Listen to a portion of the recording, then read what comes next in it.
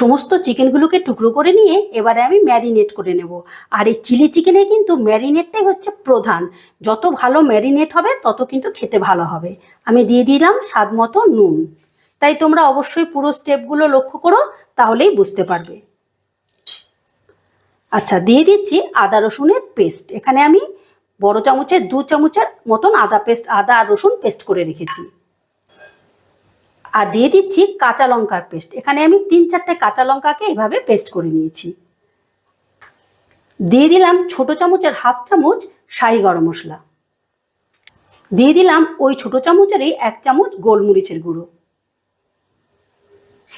আর সুন্দর একটা কালার আসার জন্য দিয়ে দিচ্ছি ছোট চামচের 1 চামচ কাশ্মীরি লঙ্কার গুঁড়ো। এবারে দিয়ে দিচ্ছি একটা ডিম।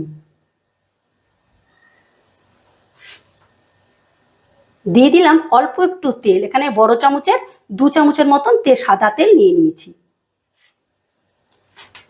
এবারে বাইন্ডিং এর জন্য দিয়ে দেব বড় চামচের 2 চামচ কর্নফ্লাওয়ার।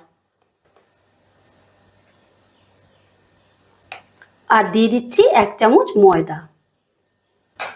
এবারে সমস্তটা বেশ ভালো করে মেখে নেব। আর তোমরা কিন্তু ময়দাটা 1 চামচই দেবে, বেশি দেবে না। যদি মাখতে মাখতে তোমাদের মনে হয় যে মাখাটা একটু পাতলা হয়ে গেছে, সেই ক্ষেত্রেও কিন্তু কর্নফ্লাওয়ারই দেবে, কিন্তু ময়দা দেবে না। ময়দা দিলে কি হবে, ভাজার পর চিকেনগুলো স্টিকি হয়ে যাবে, একটু শক্ত শক্ত হয়ে যাবে, খেতে ভালো লাগবে না। এবার এটাকে ভালো করে মেখে নেব। মেখে 10 মিনিটের মতন রেস্টে রেখে দিতে হবে। তোমাদের আবারও বলছি, চিলি চিকেনের কিন্তু এই ম্যারিনেশনটাই হচ্ছে সবচেয়ে ইম্পর্টেন্ট একটা কাজ। এটা যতটা ভালো করবে ততটাই খেতে ভালো হবে।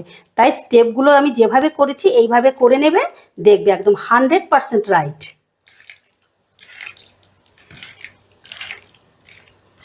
ভালো করে মেখে নিয়েছি। এটাকে এবারে আমি 10 মিনিটের জন্য রেস্টে রেখে দেবো।